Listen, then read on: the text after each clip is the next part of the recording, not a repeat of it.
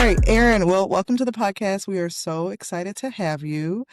We like to start off with just sharing a little bit about who you are personally and professionally. Yeah, I'm so excited to be here. I've been looking forward to this, and it's great to be on a podcast with two women who share a lot of common experiences with me. My name's Erin Mitchell. I'm the COO of YMX Logistics. I think if we talk about like a little bit about who I am, I think most people would say I'm pretty high energy. I'm a little bit like I'm everywhere. I do a lot of things. Very involved in my work, and I go to a lot of conferences and speaking and stuff like that. Um, I frequently tell people that one of my mottos is get comfortable being uncomfortable. Such a So good one. like doing podcasts, like it's very uncomfortable. I don't know anyone, you guys are maybe the exception where this is a comfortable feeling, but you don't learn about yourself. You miss out on a lot of experiences and really great people if you don't put yourself out of your comfort zone, and that's personally and professionally. Um, I have 3 kids. I have 3 teenagers. We were talking about that a little bit earlier. They keep me grounded. Like, teenagers are great at, like, ego checking you, Mm. right? They don't hold back. Like, you're like, "How does my outfit look?" And they tell you it's It's really mid. I not. get it's mid, mom. It's Yeah, mid. it's not good, yeah. So, a couple weeks ago, a couple months ago, I was invited to come, teach a couple sections at Iowa State University of, supply chain management 461 or 4610 now. And my son, he's 18, he goes, "Mom, are you sure you're qualified for that?" And I'm like, "I don't need this right now. Like, I'm already." Um, So yeah, so I think, yeah, like teenagers are great. They keep you grounded. Um, I enjoy running, so I run marathons and ultra marathons, all Oh, wow. right. Okay. and very uncomfortable places to be. So you'll see the theme. I've got some good group of friends that I run with. Some of them I've been running with for 8 years or more. Oh, nice.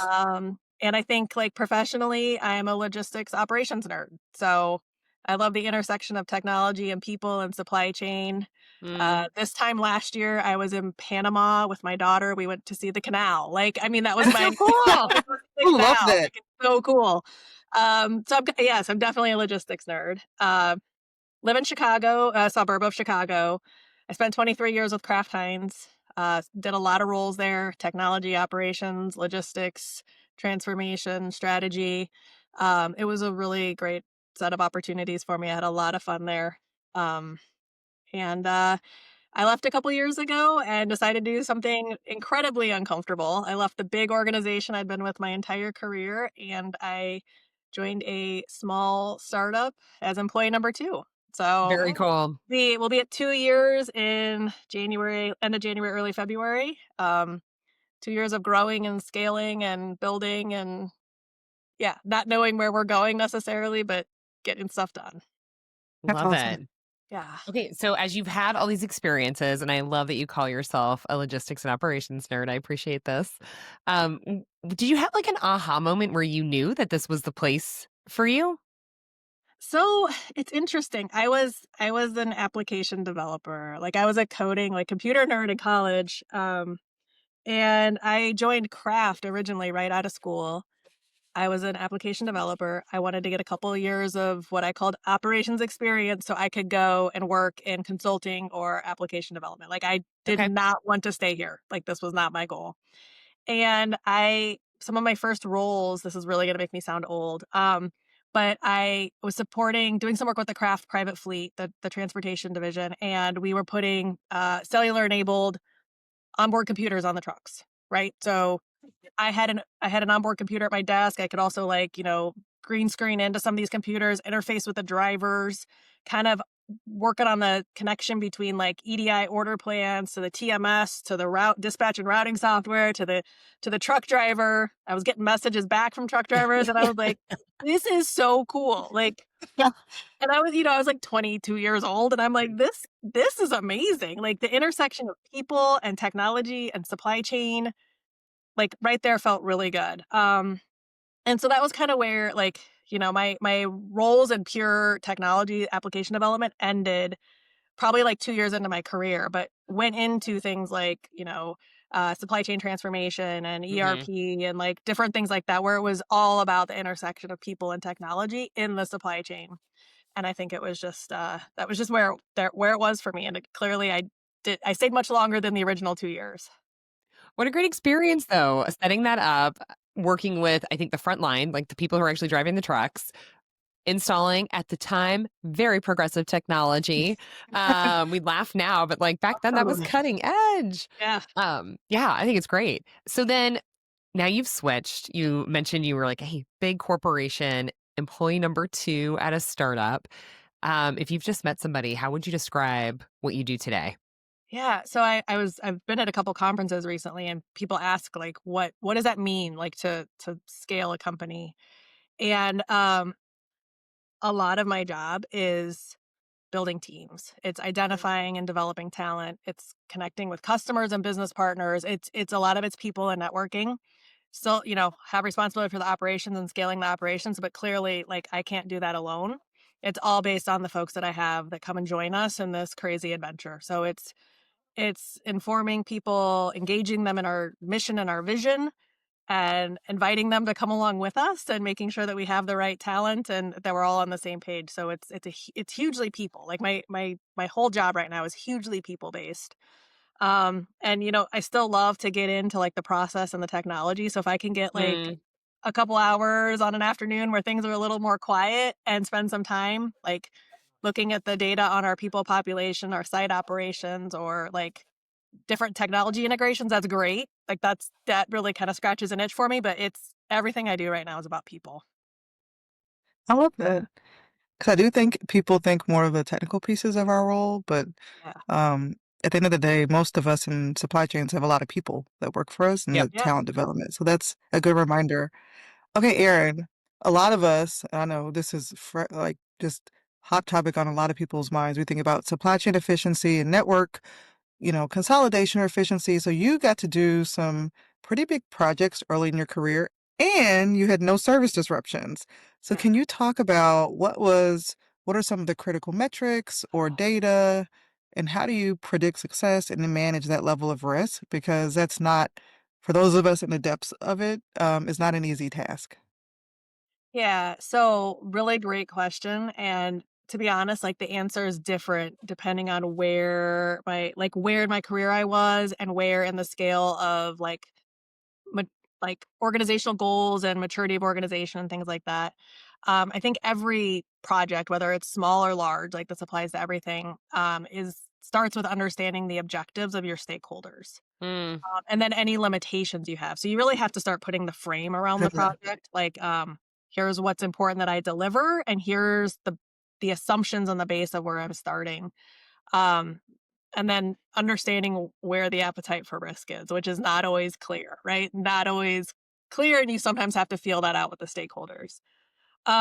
In the case of like the Kraft Heinz merger, where we were merging the two logistics networks and like, consolidating into distribution centers and changing the way customers order and, building some new facilities and closing facilities and executing labor strategies and things like that.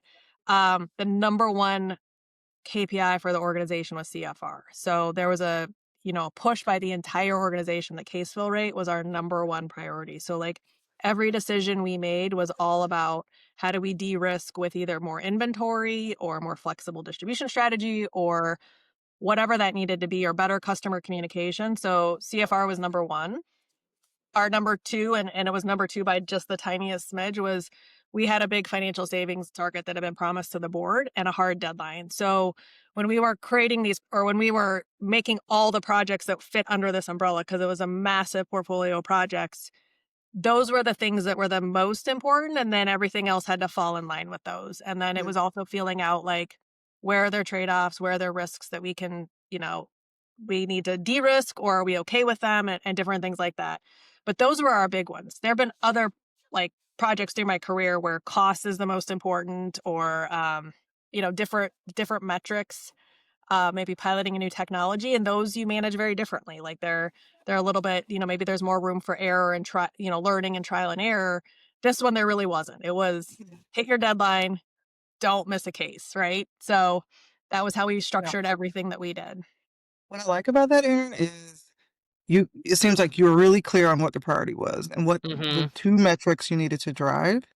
And I think when you have that true north, everybody can then work towards that. So I think Yep. that's a really good just nugget for people to take is you were still today, you're like, these were the two things we had to do. And it's interesting because if you know that, if you can identify that, and I get not every scenario you can identify that, and you can give that information to your team, that gives them the capability to make decisions as well. And you don't Yeah. like Mm, it removes bureaucracy, right? Like mhm, not everything has to come up the chain. Like as long as they're within those parameters, they're good to go. And it's only when we've identified risk or there's some type of new potential failure point, are we then coming up and saying, okay, this is a topic we need to address, and how do we problem solve around this? But in any organization, any role, YMX is the same. Like if you can clearly articulate where we're going, you can also then give people a framework for how they make decisions and how they communicate up and what they can execute autonomously. I love that because you're empowering people then, right? Oh, Like totally. they Yeah. understand where they're headed and they have autonomy to Yeah. go and get things done. I think it's Yep. fantastic. Totally. Yeah. Okay, so you have spent a lot of time in the transformation space in logistics. One of the things that you've also led is like the mega DC and automating it. So as you were leading network transformation, you oversaw both like the concept, like you didn't just inherit it, like you had to design the concept and then actually go out and execute this automated mega DC.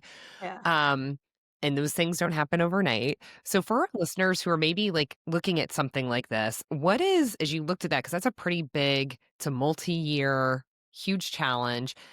Any advice that you would give as people are like thinking through how do we even approach something like that? Because it just feels so big and it's going to take so long. Any advice there? And then I think a follow-up to that one would also be like, were there any things that you learned with either the team structure or maybe it's different metrics like you had talked about before, Courtney? Anything else there that like some good nuggets to share? Yeah. So it is hugely complex, and this is actually a project that I think I could reflect on for the rest of my life, right? Like it's so much that was part of it.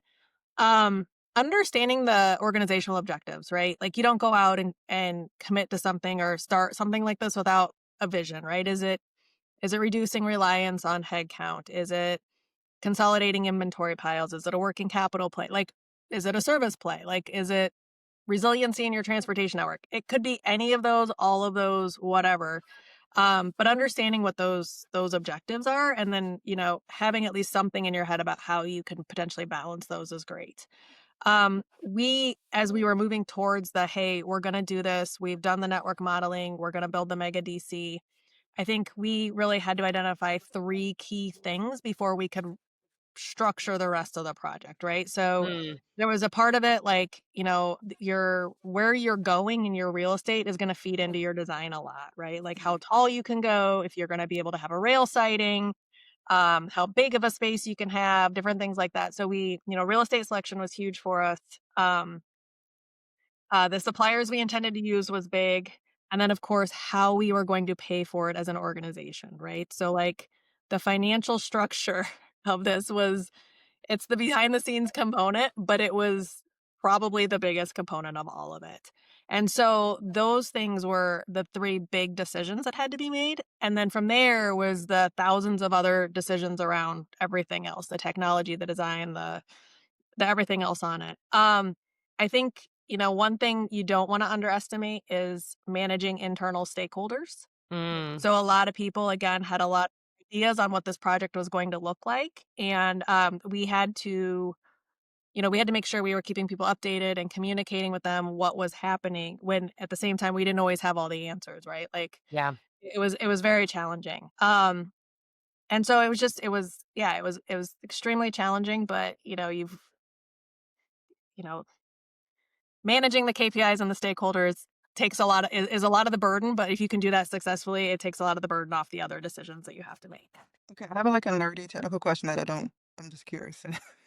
So when you are thinking about, like, a mega DC, which I've never heard that word used, but love it, how did you decide that was the right answer? Or, like, when you think about the actual design, so I just, like, way into the I'm just curious as you think about your network and if like, for people that are trying to look at their network, how do you decide that's the right answer for you, for your Yeah, company? so it's a huge modeling exercise, right? Yeah.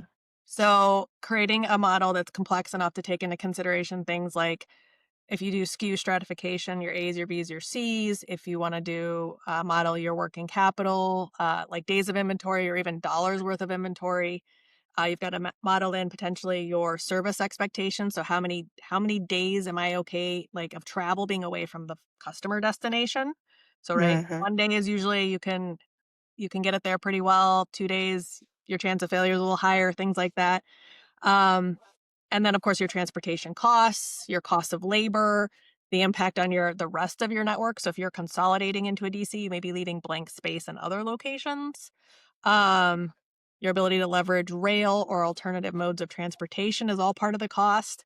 And then if your model is transitioning you from a very labor intensive model to a more capital intensive model, i.e., humans to automation, that also changes your financial structure quite a bit. So it's all a huge modeling exercise. It is not at all simple. And there is a lot. I mean, you're making assumptions. So it's a really good question because you are, like, as a leader, you've only got so much information, right? Right. And you're making a decision in 2019 based on transportation rates you think are going to exist in Mhm. 2024 or whatever. I'm making years up, but like you Yep. can't, you're trying to model out like what's my rate of return on X, Y, and Z. You're making a lot of assumptions, and even assumptions in the nearer term, like your exchange rate with Japan or um, tax rates on where you're building and different things like that. Like Yep. it's you're making a huge amount of assumptions, and it's a hugely complex model. Okay, thank you. Okay, we're gonna talk about decision fatigue, which, oh my gosh, I was just talking about this with someone else, just as a woman, I feel like I just hate, yeah, we just get asked to make decisions all the time. But anyway, you've described transportation and logistics as kind of an inflection point driven by decision fatigue. So can you talk about how YMX Logistics focuses on turnkey solutions to address that challenge? And kind of where do you see the next wave of simple solutions for that work emerging in supply chain? Yeah. So I think, like, when I originally talked about decision fatigue, it came out of some conversations I was having um, at conferences, at industry events, and I was just hearing from folks that, like, they're looking for solutions, and they can go to a conference like Manifest or some of these other conferences, and they can see, like, there's a solution for literally everything. And they're like, how do I know which one to pick? How do I string them all together? How do I evaluate the total package? Like, if I do these 4, like, how do I evaluate that total Mhm. package, and how do I have time to execute them? And so that's me. I was like, "Oh god, that is horrible." And then the other decision fatigue that I think has been in the last 3 months, like, hitting people upside the head is we have a couple customers, or, I have friends and colleagues who are with companies who have implemented some of these things. These technologies are giving them all of this data and feedback, and they're ignoring it. Like, they're like, "Oh my god, what do I do with all of this? Like, I'm getting pings constantly from, like, my trailers, and now I'm getting pings from this, and I'm getting all this information, and I don't know what to do with any of it." And so, like, what YMX does is we are yard operations, we're gate operations, we're visibility. We will talk to a customer and say, "Hey, what are you looking for?" Get from them, like, where they're at and what they wanna go, and then we can put together a solution and a roadmap for them. So not everybody is ready from day one on what their goals are, and so we'll have to go through a process of, like, we're gonna implement this, and we're gonna start collecting your data, and we're gonna start piloting some technologies, and we're gonna put some solutions in, and eventually we're gonna get you to where you wanna go, but, like, we'll manage it, we'll vet the vendors, we'll worry about the commercial terms, like, let us string it together, and then that way your team is focused on, your area of expertise, delivering your product, like all that good stuff. You don't need to have a team that's an expert on yard visibility, gate management, and, you know, kiosks. Like, that's not where you need to play. You're a large manufacturer, retailer, like, you've got other problems. So we want to help with that. Like, we've got a whole team, a whole part of our organization that works with different vendors of these technologies and starts putting together solution packages for customers. I think that's so cool because you probably get to see so many different companies and problems to solve, but then you also have the time to like really dive into Yeah. because there, especially like you said, you go to those conferences sometimes and you're just like, it's overwhelming. Yeah, it is. How many solutions are out there? Yeah. So can we segue for a bit? I wanna just share something really interesting. Yes, Yeah. please. We love When a segue. So when I left Kraft Heinz, like I left and I was working on joining YMX and we were going through all the things and I'm like, God, I'm gonna miss warehouses and factories so much. Cause like at Kraft Heinz, Mm, I was constantly in warehouses, constantly in factories. And I'm like, I am just gonna miss all of this. Like do I really want to do transportation solely as my business? I have spent more time in warehouses and factories and more variety of warehouses and factories than I'm like a kid in a candy store. I'm in retailer warehouses, I'm in, CPG factories, I'm all over the place in all these different types of facilities. It's amazing. Like I love it so much and I can't believe I didn't see that from the beginning that I would have even more opportunity to that's like cool. see a wider variety. Like I see everything from like your most basic warehouse that has almost no equipment, no anything, and then I see the highly automated, like really incredible facilities, like the whole range. It's fantastic. That is so cool. Okay, so this kind of leads me into my next question then. You spent over 20 years at like a big CP giant, Kraft Heinz, huge, and you went to becoming employee number 2 at YMX, right? And so as you made that transition, was there any kind of like mindset shift that you had to make? And like kind of with that too, like what did you see as like the biggest change in how you had to work going between those two different places? Yeah. Um, so I think the first big one, like that hit me from day one, right? Was, at a company like Kraft Heinz, you've got a procurement team and a legal team and a comms team, and there's policy, you have travel policies and travel software and everything you could ever want. Like there's a technology team, there's a help desk. You've got everything. You take it all for granted, right? Like Mm. all of it you take for granted. And I'm going to a company where, we didn't even have a name when I signed the contract. Like said like placeholder or something. Like we had no name. We had no payroll system. Like we had nothing. Like we didn't have Wow. anything.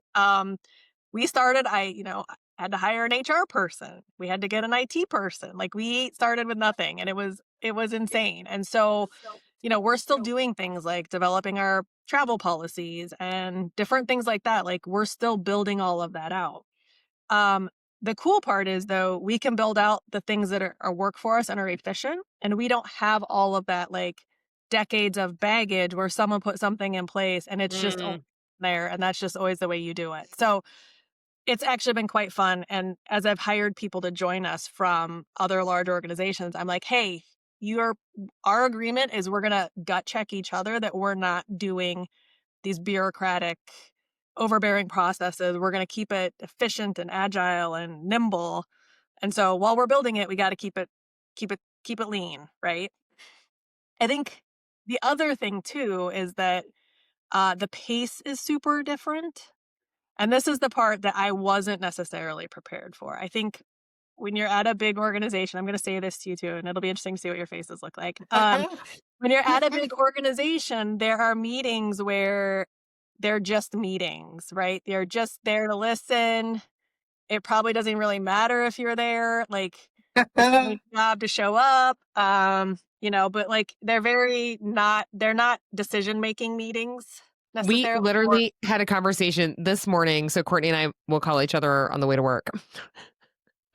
And that was a conversation this morning, was like a meeting where it was just like, oof. And if you haven't seen, I will have to send it to you too on Instagram. So at nighttime, Instagram memes and gifs are my joy.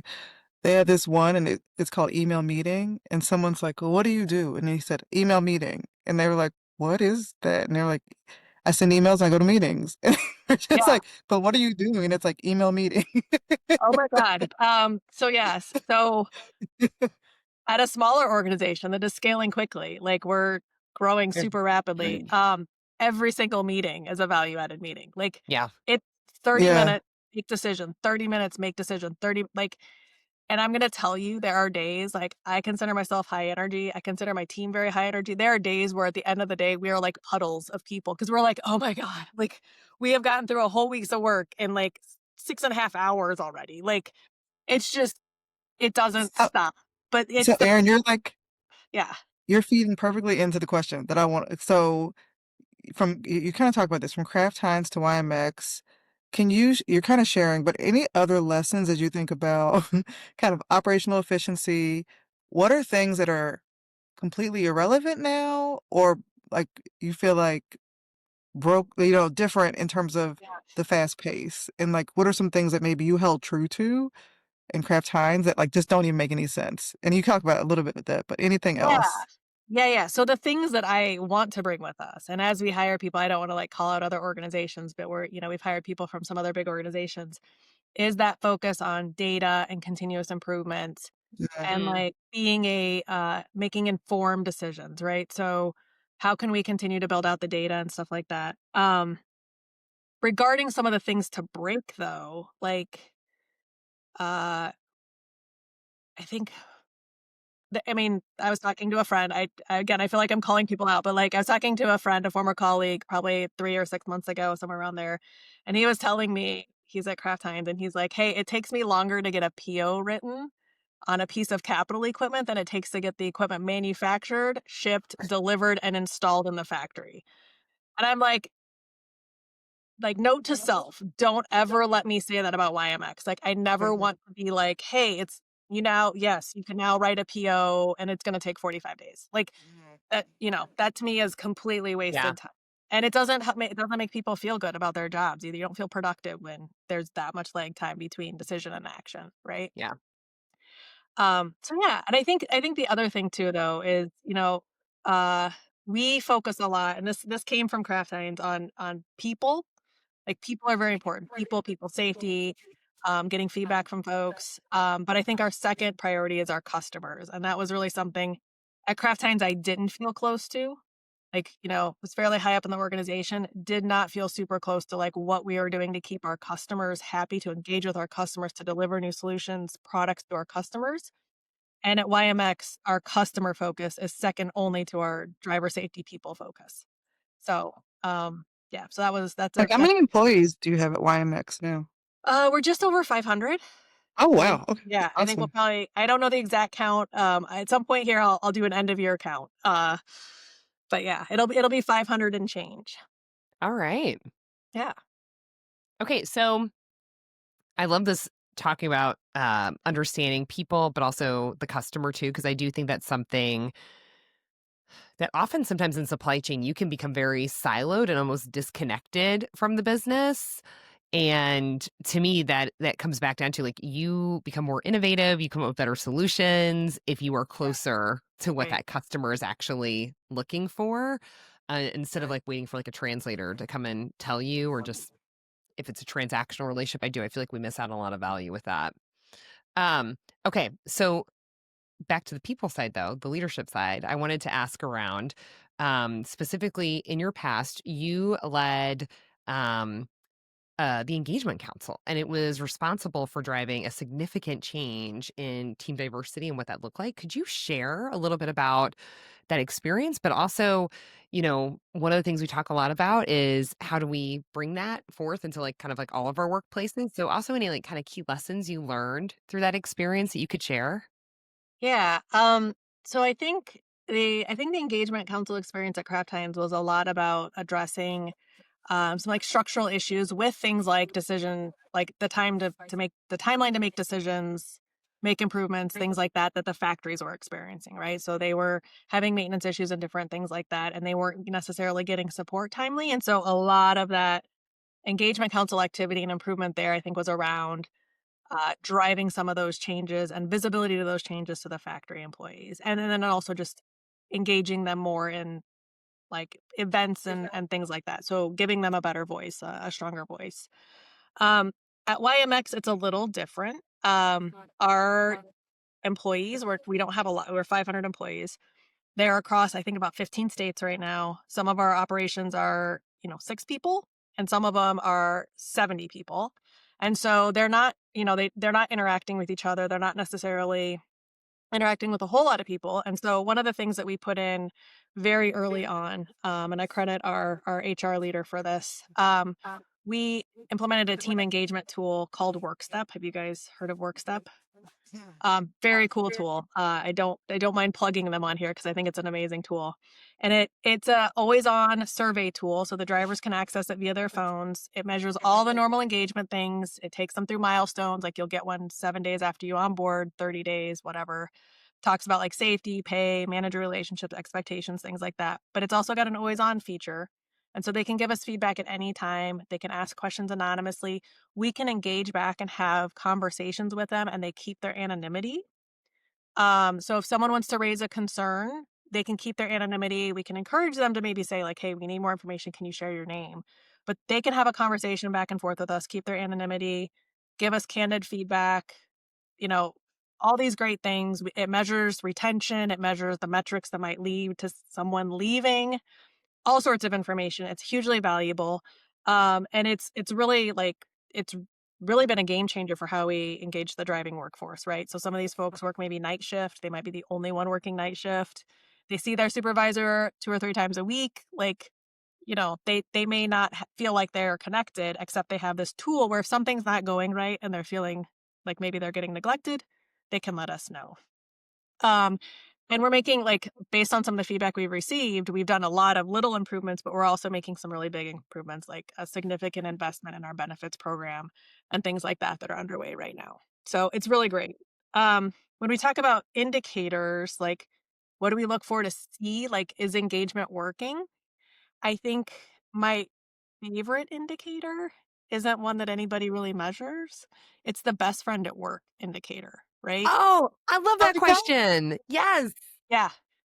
So maybe people do measure it. It was something that, like, years and years and years ago, I read an article, but, like, best friend at work, I think that is the one that, like, if you're connected with somebody, Yes. a bad day can turn into a good day can turn into a great day, right? You've got a partner in crime, like, whatever it is, but, like, having a best friend at work is a big one. And so we try to make sure we give people chances to interact in different ways, cross-functional teams, cross operations teams, social events, things like that, so that they can develop those best friend at work relationships. I love that. I love that. That's one of the it's so funny. Literally up here, and I have it and my desk at work too. It's the 12 Gallup questions. Oh, yeah.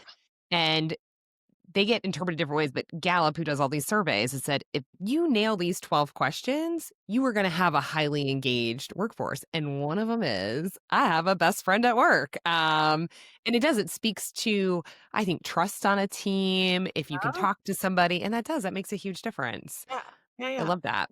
I love that. I Like, also love this technology you're using because I know. it's Yeah. so modern. It's rather than waiting once a year for the survey to come out, Yeah. it's real time. And I actually think like the incoming workforce like expects things Yeah. like this now. It feels like it's a different level. Yeah. Yeah. Plus real-time feedback. So we're always engaging we're always onboarding new drivers, and new supervisors and managers and everybody else. And it gives us like we get their feedback on day 7.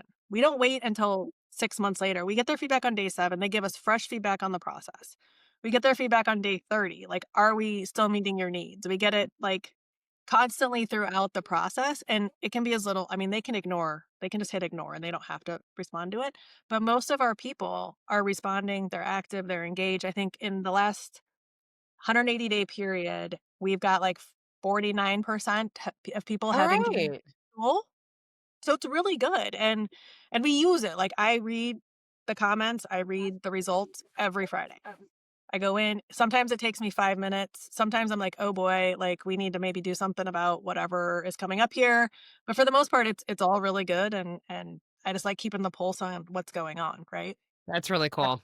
Yeah. You said something really important, Aaron, and I've seen this at plants. There's some plants that do this really well.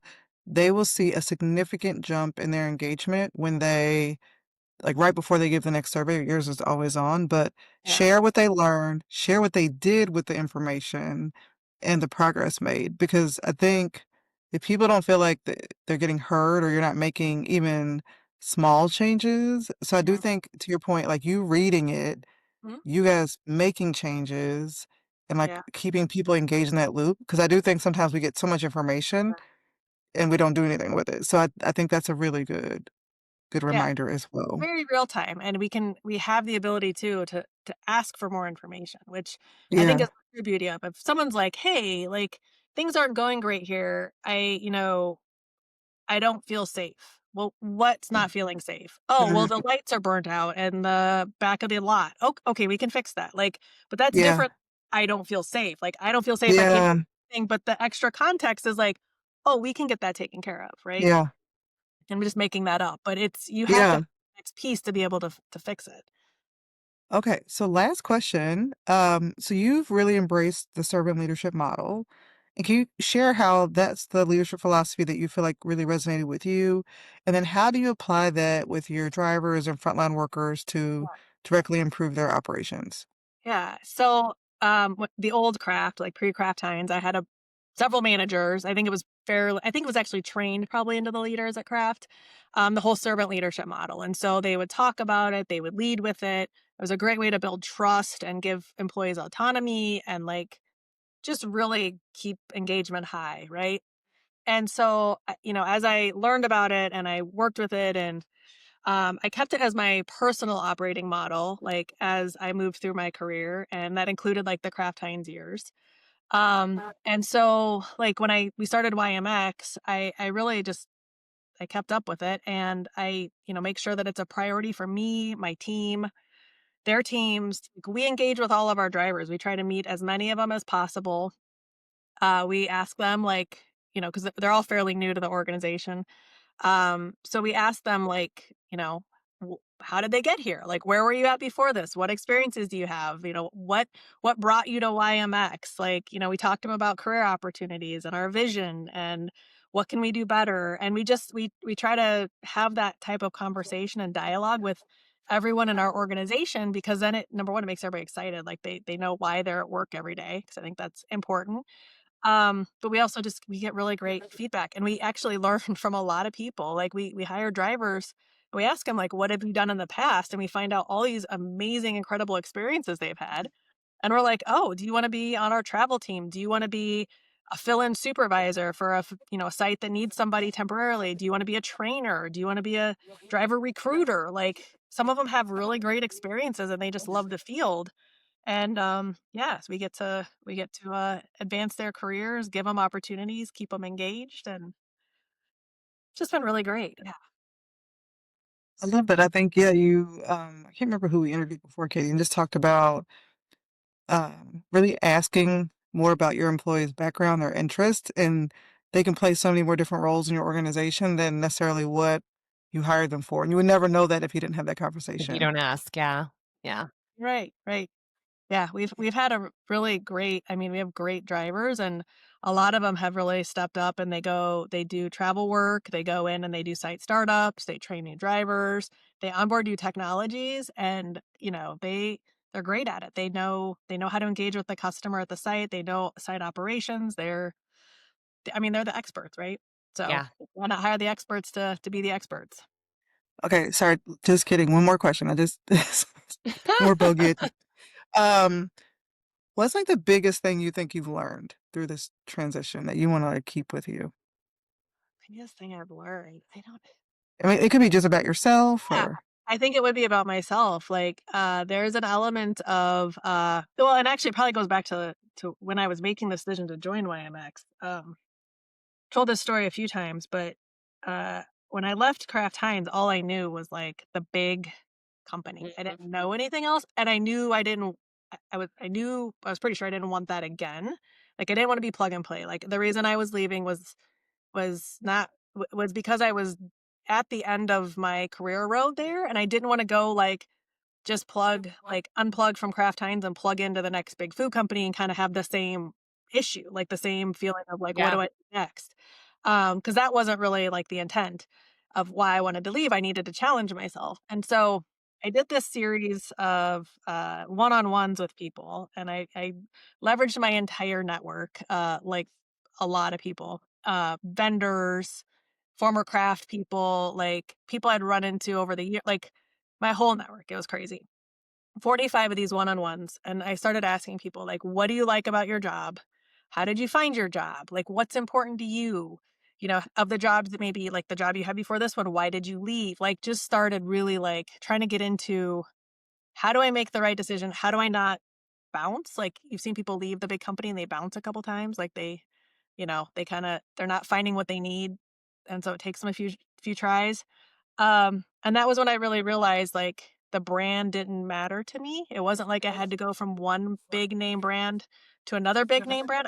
That part didn't matter, but what did matter to me was like learning from the people I work with, having a boss that gave me autonomy, some different experiences and things like that that I was like, okay, these are what I'm looking for. And so then when it was there, I was like, I mean, the decision to join YMX happened like that. Like it was the fastest hiring process ever. But it was really clear to me because I'd already had all those conversations, had really vetted it, probably annoyed the heck out of some people in the process, but like really tried to have that like internal searching, like, I'm leaving something I cared about a lot, right? You guys know how that works. Like, I care a lot, but, like, why am I doing it, right? And then how do I find the next thing that I can care about and enjoy my job again? So, that was how I, like, did the soul searching, and, yeah, I think, I'm happy with the decision, took a lot of courage in, like, Yeah. myself Yeah. and Well, you bet on yourself, which I just think is fantastic. Mhm. And you can tell as we've been talking through this conversation how excited you are about the work that you do. And Yes. I appreciate too, you took that time to really reflect and think about like what are your values, your drivers, like what's going to click with Yeah. you. And I do. I think when you take that time, yeah, maybe it did happen so fast because you'd already done the work ahead of Yeah. time to understand, really get that clarity on what you were looking for. And then you bet on yourself. And I Yes. think it's fantastic. Yeah. It was fun. Yeah. It's been a good time. I can't wait to see what the next, like, 2 years like, if we've done all this in 2 years, I have like, the next 2 years are just gonna be mind-blowing. Like, we've Okay, we're scaled gonna so keep watching. We can't wait yeah, to see. yeah. Thank Same. you so Yeah. much, Erin. This has been amazing.